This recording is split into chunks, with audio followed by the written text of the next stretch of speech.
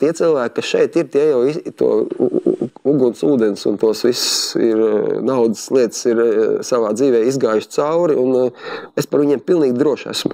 Bet tik pa brīdim parādās kāds jauns. Protams, mums jau nav tā, ka te tikai ir, pieņemsim, 10 cilvēki, kas tikai tie viens strādā. Ir kaut kāda cilvēka rotācija, un uzrodās cilvēki,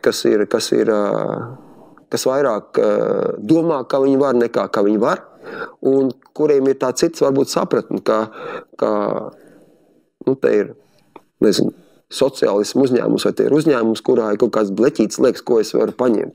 Vai, mums ir viens no tiem lokāliem teicieniem, pie mums nekas nepazūd, tikai pārvietojās. Un tā mēs te arī tiešām, ja kaut kas nav, es nepieļauju tādu domu, ka kāds ir kaut ko uz mājām aiznesis, vai paņēmis sev kaut kādu riteni, vai nezinu, ko tur, es nezinu, ko, ja.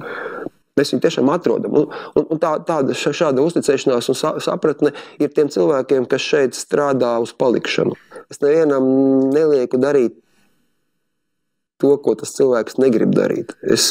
Protams, tā ir mana meistarība izvēlēties, ko kam uzdot. Bet es arī perfekti zinu, ko katrs var labāk izdarīt. Autovadība un kolektīva un paplašinātās ģimenes vadība. Tur ir kaut kāda korelācija, kaut kāda saiknes.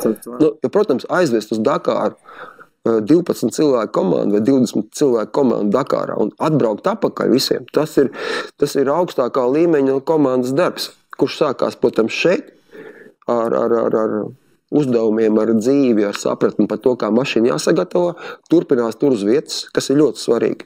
Ja Dakārā šajos grūtajos apstākļos, ja kāds izkrīt no ritma, viņš var visu sabojāt, viņš var būt tas darbs piliens totāls, tāds, ka vispār nekas nesanāk. Ja?